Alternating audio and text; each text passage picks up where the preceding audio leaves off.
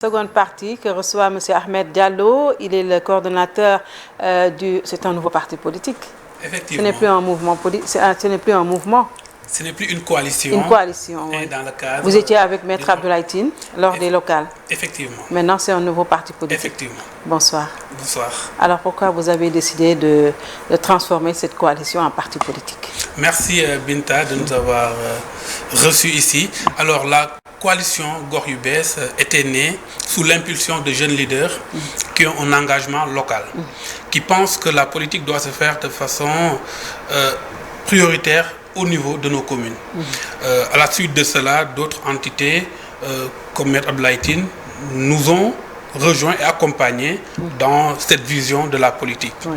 Et à la suite des élections locales où nous avons eu 5 maires, plus de 60 000 voix et plus de 302 conseillers municipaux, nous avons continué la réflexion et nous avons jugé nécessaire sur les législatives de soutenir la coalition Yewwi Askan Wi, qui était la coalition majoritaire de l'opposition et qui avait les chances de faire basculer le pouvoir législatif vers l'opposition. Oui. Après cela, les leaders de la coalition Gox Yu Bess se sont regroupés et ont réfléchi sur la suite à donner. Et on a dit que nous avons la même vision de la politique, les mêmes valeurs. Nous allons nous regrouper à une organisation politique nationale et l'appeler Gox Yu Bess ANTA, Alliance nationale pour la transparence et l'abondance. Oui. ANTA aussi pour faire honneur au professeur Cheikh Anta Diop, parce que nous pensons qu'il a énormément apporté à ce pays et son legs politique doit revenir sur la table et doit être appliqué. ANTA aussi pour faire honneur aux dames qui sont la base des sociétés africaines. Oui. Et c'est pour cela, dans cette organisation, nous avons défini nos valeurs, nous avons défini une nouvelle trajectoire politique, une ligne de pensée idéologique qui est le souverainisme, le panafricanisme et le patriotisme. Justement, ce souverainisme, c'est entre guillemets au Sénégal, parce que nous dépendons totalement de l'extérieur. On a vu ce qui s'est passé avec la crise alimentaire mondiale qui secoue la planète et qui n'épargne pas le Sénégal. Vous voyez, quel est déjà votre point de vue? Effectivement, l'enjeu majeur de la politique actuellement, c'est le souverainisme. Oui. C'est-à-dire un pays ne peut pas, après 60 ans d'indépendance, dépendre totalement de l'extérieur. Nous avons un pays qui, pour construire ses stades de football, fait appel aux Turcs. Pour construire ses routes, fait appel aux étrangers. Pour les voitures que conduisent nos gouvernants, on le prend ailleurs. Pour les téléphones portables que nous utilisons, on l'achète ailleurs. Un pays qui, même pour acheter le repas quotidien, le riz que nous mangeons, vient d'ailleurs. Donc ce pays-là est indépendant comment? La question de la souveraineté, si on la pose, c'est la question de l'indépendance qu'on doit poser. Et à chaque fois, les partis politiques doivent se poser la question: est-ce que nous nous battons pour la souveraineté de notre peuple, de notre pays? Et ils se posent la question: souveraineté alimentaire, on dit non. Souveraineté technologique, on dit non.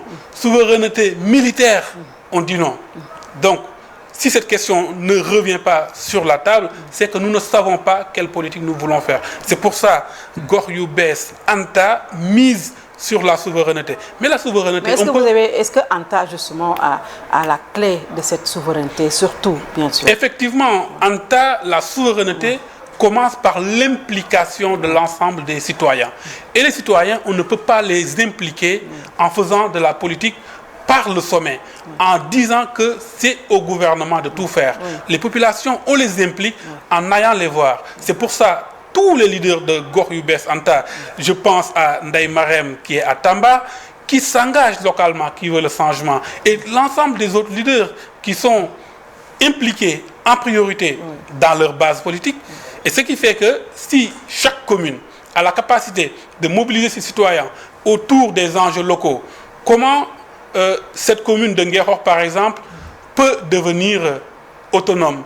Comment cette commune de Nguékhokh va savoir que ce que les gens vont acheter au niveau du marché de Nguékhokh vient de ce que les populations de Nguékhokh ont cultivé dans des champs à côté? Vous savez que ça ne se passe pas comme ça. Alors, les communautés ne sont pas souvent impliquées. C'est pour cela qu'il faut des organisations politiques qui misent sur ce terrain.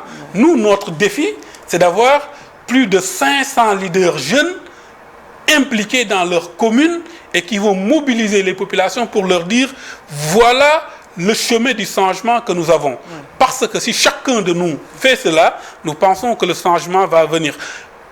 Par contre, si nous disons que nous voulons faire de la politique et qu'on se limite à rester au niveau national et médiatique et à dire que des discours, je pense que ce changement, cette souveraineté que nous voulons ne viendra pas. Et c'est pour cela, cet engagement, cette souveraineté au niveau local est la base de tout ce que nous faisons.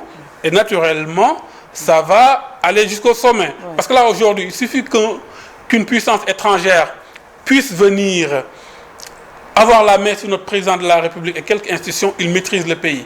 Mais si on a des milliers de leaders engagés qui maîtrisent ce qui se passe dans leur zone, ce n'est pas un autre pays qui va venir contrôler le pays parce qu'il a contrôlé un seul homme ou parce qu'il a financé sa campagne politique. Vous l'avez quand même dit tantôt, les étrangers sont déjà là, ils sont partout. Effectivement, il ne faudrait pas dire qu'ils partent.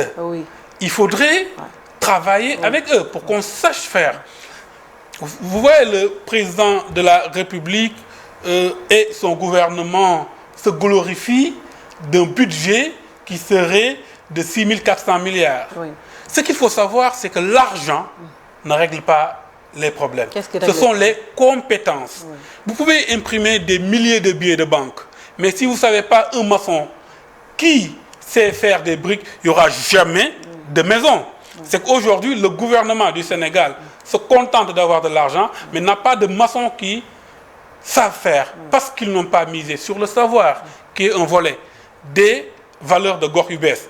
Le savoir, comme Cheikh Anta Diop l'apprenait, ensuite la responsabilité et ensuite l'éthique. Donc ces trois valeurs de Gor UBS sont aussi les piliers sur lesquels nous allons nous appuyer pour que notre pays va être véritablement indépendant et le souverainisme sera au rendez-vous. L'inclusivité également. L'inclusivité également. Effectivement, l'inclusivité parce que nous prenons des choses avec nos partenaires dans le monde entier.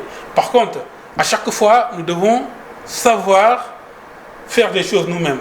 Les Chinois, il y a 40 ans en arrière, quand les Européens et l'Occident avaient décidé d'ouvrir des usines là-bas, ils pensaient que les Chinois ne sont bons qu'à ça, qu'à être des ouvriers. Mais aujourd'hui, les Chinois savent faire leur TGV, savent faire tout ce que le monde industriel sait faire. Donc c'est ce que nous devons faire. Nous ne devons pas penser que nous devons acheter tout le temps. Parce que, et Dieu sait que nous avons ces génies chez nous. Nous les voyons on a énormément à chaque occasion, nous les voyons. On a énormément de génies. Mais ils ne sont pas accompagnés.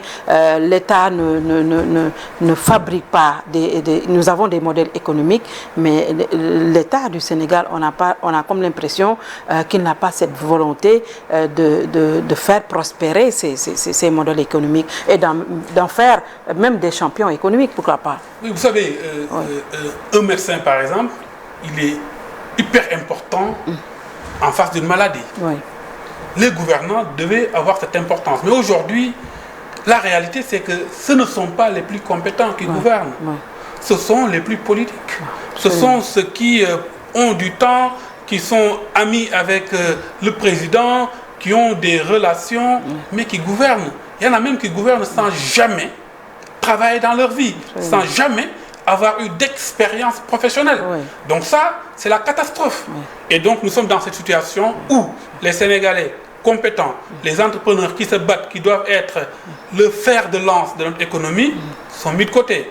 Des gens qui ont le temps de s'activer politiquement sont récompensés. Et ça se voit clairement dans ce nouveau gouvernement du président Macky Sall. Et je pense que nous n'aurons pas beaucoup d'espoir dans ce gouvernement. Et je pense que le président Macky Sall l'a compris.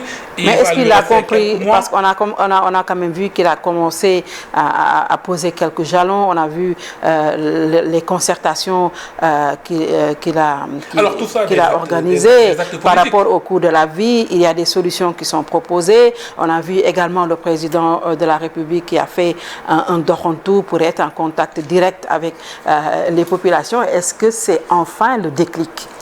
C'est triste si c'est le déclic maintenant. Après 12 ans de règne, si on a le déclic que maintenant, c'est que ça fait peur. C'est pas à quelques mois de fin Oui, de règne, mieux vaut tard que jamais. Mieux vaut tard que jamais, on dira. Si on voit des actes qui vont dans le sens de ce que nous voulons, de ce que cette nouvelle génération de leaders veut. Un président qui attaque les problèmes au quotidien, qui ne demande pas à chaque fois des concertations. Dieu sait que les services, nos fonctionnaires savent les problèmes, ont cette compétence, savent ce qu'il faut appliquer. Mais est-ce qu'ils ont des décideurs qui leur disent d'appliquer ce qu'ils savent?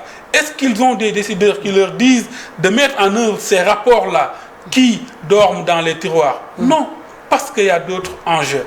Le président de la République, malheureusement, il est très fort politiquement et c'est ce qui l'intéresse. Là, ce qui l'intéresse, c'est son troisième candidature, je dirais. Et aujourd'hui, il essaye de se montrer. En tout cas, il ne s'est pas encore prononcé sur cette dans tous les cas, troisième mandat. Moi, comme je l'ai toujours dit, il n'a pas à se prononcer. Parce que, tout simplement, c'est fini pour lui. Pourquoi? C'est fini pour lui, ça a été clair. Donc, il n'a à dire ni oui, ni non.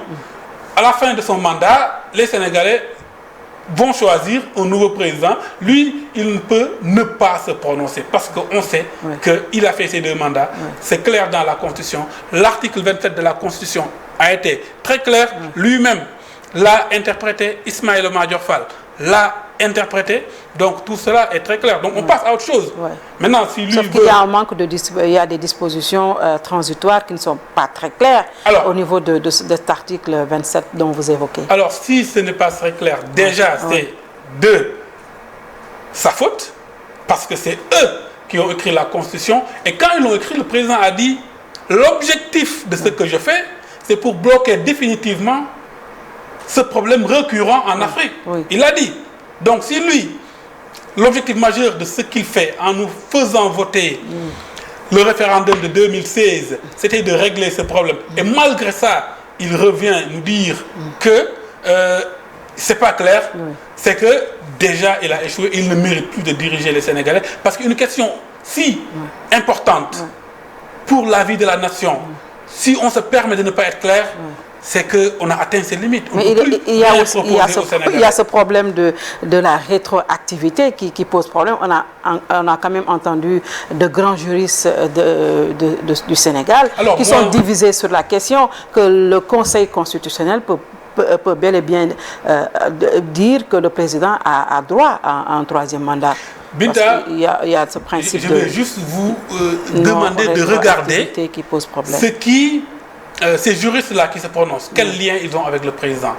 Leur discours est en rapport avec le lien qu'ils ont avec le pouvoir ou pas? Ah non, on a entendu Doudou Ndoye qui n'a aucun lien avec le président.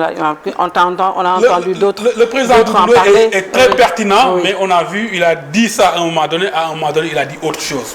Donc, ça dépend pourquoi il a changé d'avis d'un mois. Donc, à chaque fois, si des gens qui sont censés comprendre ce qu'ils disent changent d'avis, les citoyens sont aussi censés comprendre la Constitution. Parce que la Constitution, ce n'est pas quelque chose d'hyper compliqué.